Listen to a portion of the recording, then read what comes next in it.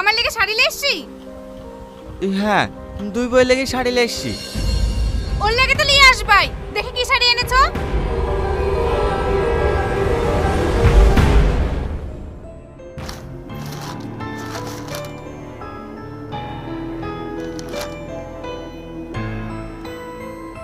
এইটা আমার খুব পছন্দ, আমি এই শাড়িটাই নেব। তুই নেবো বললে হবে? এই শাড়িটা আমারও পছন্দ, আমি নেবো। আরে আরে তুমি ঝামেলা করছো কেন? এই দোকানে একটা শাড়ি আছে, এই শাড়িটা নাও না। ও, আমি ঝামেলা করছি? এই শাড়িটা আমার পছন্দ, আমি নেবো, কিন্তু ওই শাড়িটা ওকে নিতে বলো না। তুই নেবি মানে? এই শাড়িটা আমি পছন্দ করেছি, আমি নেব। ছাড় শাড়ি। ছাড় ছাড় ছাড় ইয়া, শাড়ি ছাড়, আমার শাড়ি আমি নেবো, তুই নিবি না? আমার শাড়ি ছাড়, ছাড় ইয়া, ছাড় ছাড় সত্যি ছাড়, ছাড় ছাড় ইয়া, এটা বড় চাও, আমার শাড়ি ছাড়, আমি নিবি, ছাড় ছাড় ছাড় ইয়া, তোর শাড়ি, অন্তত তোর স্বামী তো তোকে দিয়ে নাম দিবি করতে, ছাড় শাড়ি ছাড়।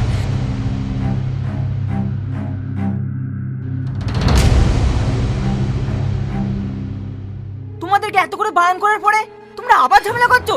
আর তুমিও বা কিরকম লোক? দুই ভাই ঝামেলা করছে, তুমি দাঁড়িয়ে দাঁড়িয়ে দেখছো? কি করবো বলেন বড় সাহেব, এরকম ঝামেলা প্রতিদিনই হয়। বিয়ে করার বেলায় তো দুটো বিয়ে করেছো, আর এখন ঝামেলা কন্ট্রোল করতে পারছো না? দেখেন মোড়ল সাহেব, আর আমার কোনো কথা শোনে না। আমি যদি কিছু বলতে যাই তাহলে আমার সঙ্গে খুব খারাপ ব্যবহার করে। দেখো, আমি সাফ সাফ বলছি, তোমাদের জন্য যে গ্রামের লোকের অসুবিধা হোক সেটা আমি চাইনি। তুমি যখন দুটো বিয়ে করেছো, ঝামেলা কন্ট্রোল করতে পারছো না, তাহলে একটা বউকে বাড়িতে রাখো, আর একটা বউকে অন্য জায়গায় জমি কিনে ঘর করে দাও, তাহলে তো সব সমস্যার সমাধান হয়ে যায়। সে নয় তো বুঝলাম, কিন্তু জমি কিনে ঘর করা সে তো অনেক টাকার ব্যাপার। অত টাকা পাবো কোথায়? সেটা তোমার দুটো বিয়ে করার আগে ভাবতে হতো।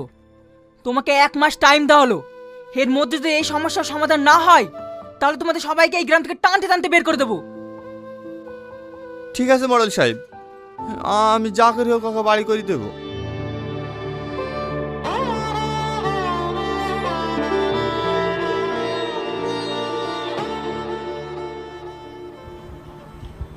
এই এই, খবরদার বাড়িতে ঢুকবি নি। বুড়ি রুটি খাবে বললে তো, তাই হোটেল থেকে রুটি নিয়ে এসছি। মুসলিমা, মুসলিমা, একে তুই রুটি আনতে বলেছি? হ্যাঁ মা, বলিসি। ঠিক আছে, রুটিগুলো এখানে রেখে চলে যাও।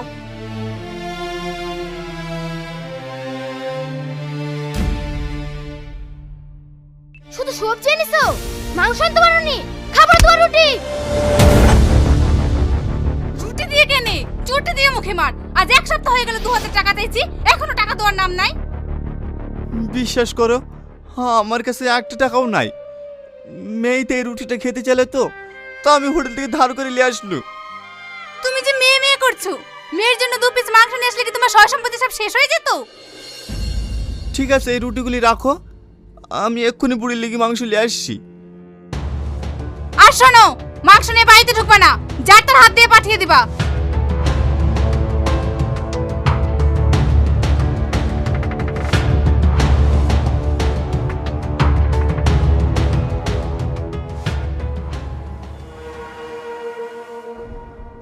এই দাঁড়া, ওই বাড়িতে কেন গেছিলি তাই বল। আমি যাইনি তো। এই তুই যাসনি? আমার মিথ্যে কথা বলছি, আমার কাছে সব খবর আছে। ওই সতীনকে রুটি দাসলি? আমি ওর জন্য উঠিলি যাইনি তো, আমি আমার মেয়ের জন্য উঠিলি গেছিল। ও তোমার মেয়ে আর আমি তোমার মেয়ে না? আমাকে এক্ষুনি রুটি এনে দাও, আমি রুটি খাবো। বিশ্বাস কর মা, আমার কাছে 1 টাকাও নাই। ওই বুড়ি লেগে আমি ধারে রুটি লিখেছিল। তো আমি কি করব? ওর জন্য নিয়ে আসতে পারছো, আমাকে এনে দাও।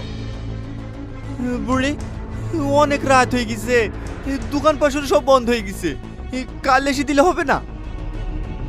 ওসব কিছু জানি না, দোকান যখন বন্ধ হয়ে গেছে, আজ তুমি আমাদেরকে রুটি পানি খাও। কি হলো, দাঁড়িয়ে থাকলি যে? মেয়ে তো রুটি খাবো বলছে, শুনতে পারলিনি? এই দাঁড়া, কোথায় উঠছি? ওই বাড়িতে যেমন গিয়েছি, কাঁধে শুদ্ধই করে উঠি।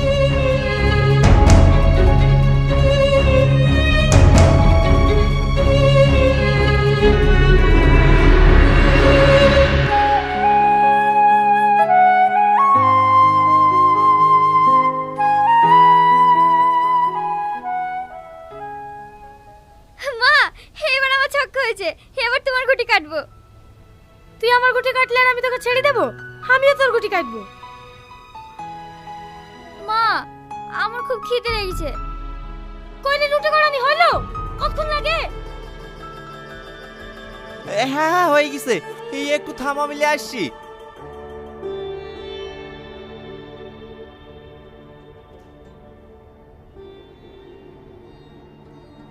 দেখালা বুড়ি, খেলাও। রুটি তো খাবি, পানিটা খেয়ে দেবে তোর মরা বাপ। আমি আসছি।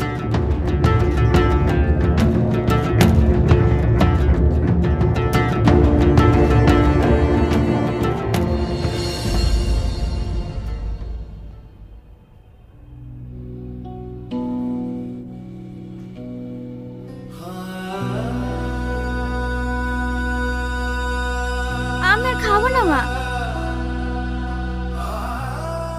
আর একটা রুটি আছে, খেলে মধু। না না মা, আমার পেট ভরে গেছে, আমি আর খাবো না। খেতে পারবি নি? যা তাহলে কুকুরটাকে দেয়গা।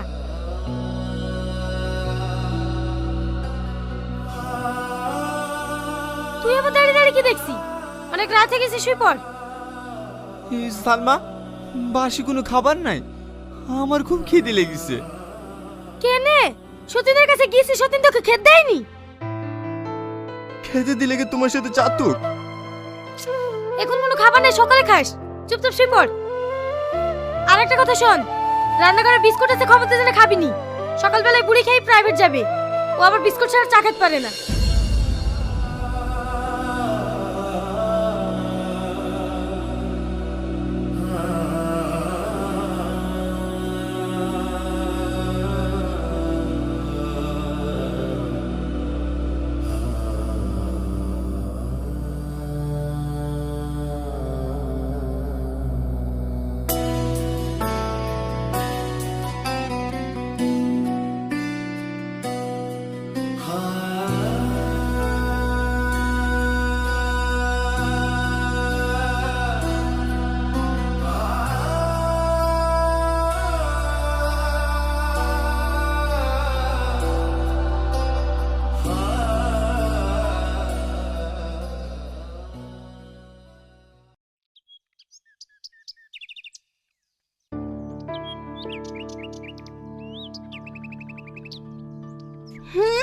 ড্যাং ড্যাং করে চলে আসছে, টাকার প্রতি কি লোভ দেখো।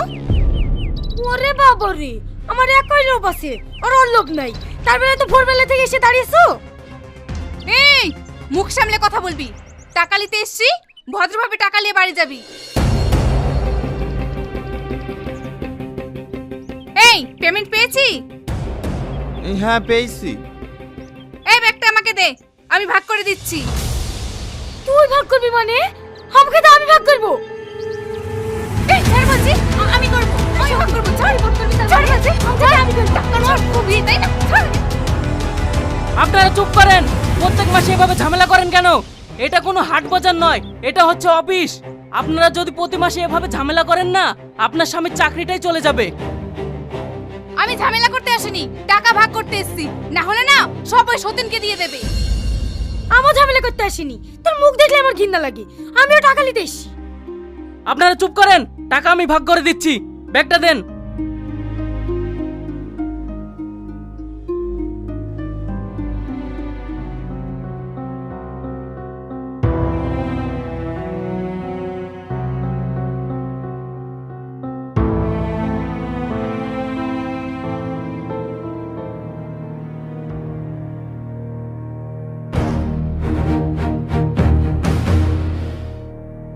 এই মাসে আপনাদের স্বামী 40,000 টাকা বেতন পেয়েছে।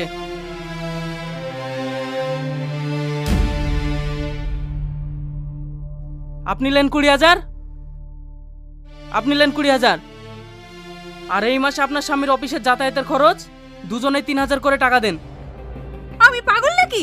অভিশপ্ত পৃথিবীর ঘৃণিত জাতি, ওরা গারকাত গাছকে কেন তারা পছন্দ করে? গোটা পৃথিবীতে তারা গারকাত গাছটাকে সরিয়ে দিতে চাচ্ছে এবং পুরো ইসরায়েল জুড়ে গারকাত গাছ এত পরিমাণ তারা লাগাচ্ছে। কারণটা কি? এটা কিন্তু বানানো কোনো কথা নয়, হাদিসে গারকাত গাছের কথা আসছে স্পষ্ট হাদিসের মধ্যে।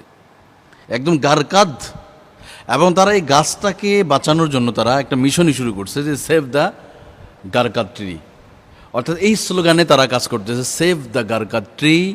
এই স্লোগানে তারা কি করতেছে, লক্ষ লক্ষ কোটি কোটি গারকাদ গাছ লাগাচ্ছে। ইভেন শুধু ইসরায়েলও নয়, এবং অন্যান্য দেশেও তারা তাদের টি শার্টের ভিতরে, তাদের ক্যাপের ভিতরে একটা গাছ দিয়ে, একদিকে একজন টুপিওয়ালা বোঝা যাচ্ছে, মানে তাদের সম্প্রদায় একজন পুরুষ নারী, দুদিকে শুধু মাথা পর্যন্ত ঢেকে আছে। অর্থাৎ এরকম একটা প্রচারণা চালাচ্ছে গোটা পৃথিবী জুড়ে, সেভ দ্য গারকাদ ট্রি। অর্থাৎ এই স্লোগানে তারা নেমেছে গারকাদ গাছ রক্ষা করার জন্য। গত 5 থেকে 7 বছরের ভিতরে কোটি কোটি গাছ লাগিয়েছে। এমনকি আপনারা যদি ইসরায়েল, গাছটা অনেকটা ঝুপড়ির মতো, গাছটা অনেকটা ঝুপড়ির মতো, দূর থেকে বোঝা যাবে না ওখানে কী আছে। ওরা মনে করে যে এই গাছটার রহস্যটা কি, কেন তারা এই গাছটাকে বেশি ভালোবাসে। ওরা জানে, কারণ এই হাদিসগুলো তো আমাদের চাইতে ওরা বেশি পড়ে ভাই, আমাদের চাইতে ওরা আরও বেশি স্টাডি করে এগুলো বিষয়। কোরআন হাদিস আমাদের চাইতে বেশি পণ্ডিত ওদের ভিতরে, অবাক করা বিষয়, ওরা বেশি পড়ে। এই জন্য ওরা কি করেছে, এখন থেকেই ওরা জানে, কারণ ওরা যে অন্যায় করেছে, যে জুলুম করেছে, এটার ক্ষমতা কোনোদিন এটা ক্ষমা হবে না, ক্ষমা অযোগ্য। এটার মানে প্রায়শ্চিত্ত ভোগ করতেই হবে আপনাকে। যেভাবে তারা বম্বিং করে মানে মাটির সাথে ধূলিসাৎ করে দিয়েছে মুসলমানদেরকে, এর মানে একটা প্রায়শ্চিত্ত ভোগ করাই লাগবে। ওরাও জানে ভোগ করতেই হবে। ওরা না, যারা বেঁচে আছে তারা যদি মরে যায় তো ভালো, ওদের সন্তান দিয়ে সাফার করতেই হবে যেভাবে হোক। এই জন্য ওরা যে কোনো জিনিস একটু আগে থেকে প্ল্যানিং করে, অর্থাৎ আগামী 200 বছর পর কী হবে ওরা এটা ভাবে। আমরা তো মরে যাবো, কিন্তু আমাদের সন্তানরা কী হবে, ওরা তো আরও 200 বছর আগে থেকে প্ল্যানিং করে থাকে ওরা, এই অভিশপ্ত এই ঘৃণিত জাতিটা। এই জন্য ওরা গারকাদ গাছ নিয়ে লেগেছে। ওরা 24 কোটি উপরে গারকাদ লাগিয়েছে 5-6 বছরের ভিতরে, গাছ লাগিয়েছে ঘরের সামনে, উঠানের সামনে, যেখানে ফাঁকা থাকে সেখানেই। অর্থাৎ ওদের যে জায়গা এবং আশপাশে যে মুসলিম দেশ যে জায়গাগুলো দখল করেছে, যেমন সিরিয়ার কাছের কিছু সীমান্তবর্তী এলাকা দখল করেছে, যেমন গোলান মরুভূমি যেটা বলি না, এই গোলান মরুভূমি এলাকা যা দেখেন আপনি গারকাদ গাছ লাগিয়েছে। অর্থাৎ একটা জায়গা দখল করে ওখানে গাছ লাগায়, গাছগুলো ওরা এই গাছটাকে মনে করে খুবই পবিত্র, ওদেরকে বাঁচাবে, সেভ করবে।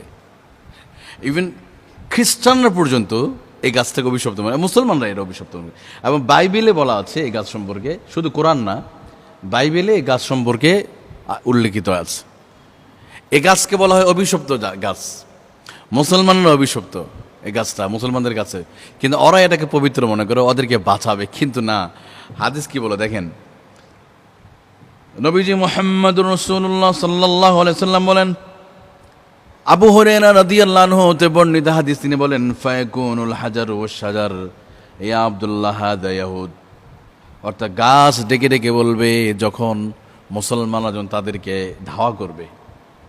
আজকে মুসলমানরা ডিভাইডেড আছে, কিন্তু একটা দিন একত্রিত হবে ভাই, একদিন একত্রিত হবে।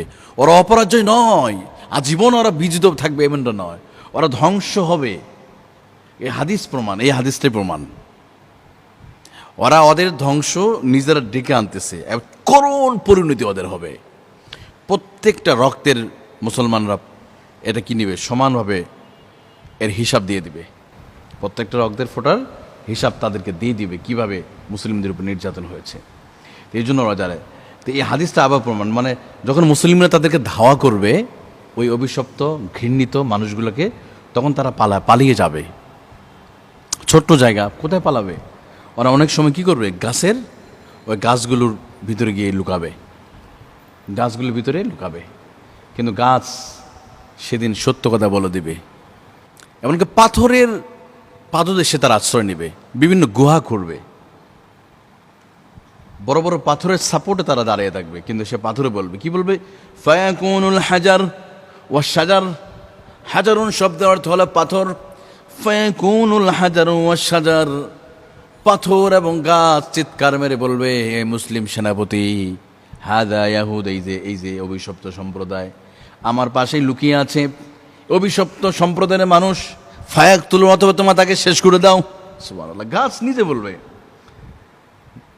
গাছ নিজে ডেকে ডেকে বলবে, ফায়াকুনুল হাজার ওয়াশ শাজার, ইয়া আব্দুল্লাহ, ইয়া আব্দুল্লাহ, হে আল্লাহর বান্দা, হে মুসলিম সেনাপতি, আমাদের পাশেই আছে এই অভিশপ্ত সম্প্রদায়, তোমরা তাদেরকে শেষ করে দাও।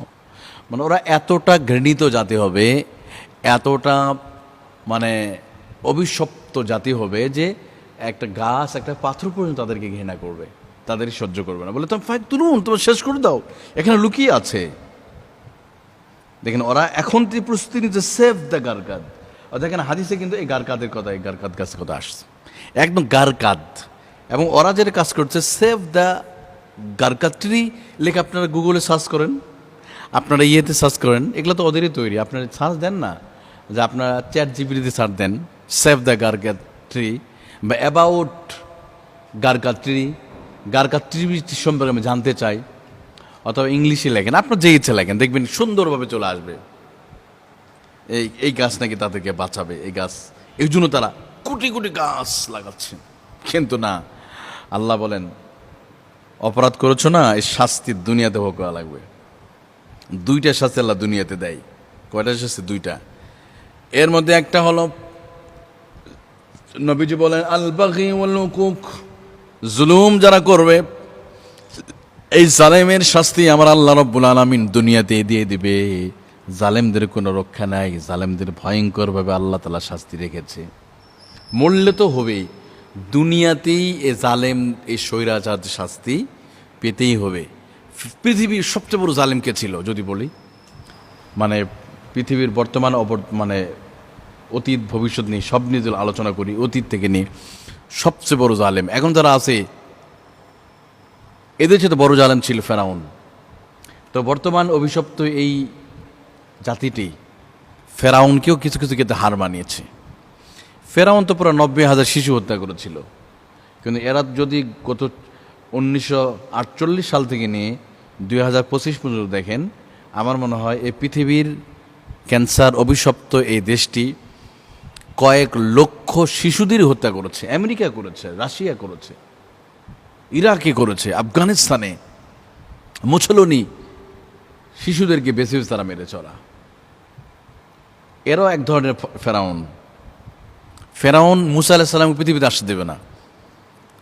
যখন তার জ্যোতিষী বলল, ফেরাউন তুমি কি জানো, ফেরাউন একটা স্বপ্ন দেখলো যে আল আকসার দিক থেকে একজন এসে তার দিকে আগুন ধেয়ে আসতেছে, আগুনের গোলা এসে তার মসনদ জ্বালিয়ে পুড়ে ভস্ম করে দিচ্ছে। ফেরাউন তখন তো ছিল জাদুবিদ্যার দেশ, তো তার জ্যোতিষীকে ডেকে বলল, আচ্ছা আমি তো এমন স্বপ্ন দেখলাম আল আকসা মসজিদের দিক থেকে একটা আগুন এসে আমার রাজত্ব একদম ম্যাসাকার করে দিচ্ছে, কারণটা কি? তখন ওই জ্যোতিষী বলল, দেখো ও ফেরাউন, তোমার এই রাজত্বের ভিতরে এমন একটা শিশু জন্ম নিতে যাচ্ছে যে কিনা তোমাকে শেষ করে দিবে, তোমার রাজত্ব সে কেড়ে নেবে। তো ফেরাউনের মাথা নষ্ট হয়ে গেল, তাহলে কী করতে হবে, আমাদের কী করা উচিত? সে পরামর্শ দিল, তাহলে একটা কাজ করতে হবে যে এখন কিবতীরা যারা আছে, কিবতীরা মিশরের ক্ষমতা ছিল, আর বনি ইসরায়েলিরা ছিল তাদেরকে দাস বানিয়েছিল, তারা কাজকর্ম করবে, তাদের বাড়ির ঝাড়ুদার, ঘরের পাহারাদার, মানে এই টাইপের ছিল। ওরা ঘোষণা করলো এবং বনি ইসরায়েলের মধ্যে থেকে আসবে শিশুটা। এই জন্য কী করলো, বনি ইসরায়েলের কেউ আজ থেকে স্বামী স্ত্রী কী করতে পারবে না, মিলন করতে পারবে না, বনি ইসরায়েলিরা। আর যদি সন্তান জন্মগ্রহণ করে, যদি হয় পুত্র সন্তান, তারা শেষ করে দিতে হবে। কিন্তু আল্লাহ কত বড় রহমান, কত বড় বুদ্ধিমান তিনি, কত বড় কৌশলী। পৃথিবীর বেঈমানদের কৌশল যেখানে শেষ হয়, আল্লাহর খেলা শুরু হয় ওখান থেকে। ওই ফেরাউনের রাজদরবারের একজন, মানে ফেরাউন খুব কাছের তার সিকিউরিটি গার্ড ছিলেন মুসা আলাইহিস সালামের বাবা, অর্থাৎ তার রাজদরবারের একজন কাজের চাকর বলেন অথবা সার্ভেন্ট বলেন। দীর্ঘদিন মুসা আলাইহিস সালামের মায়ের সাথে সাক্ষাৎ হয়।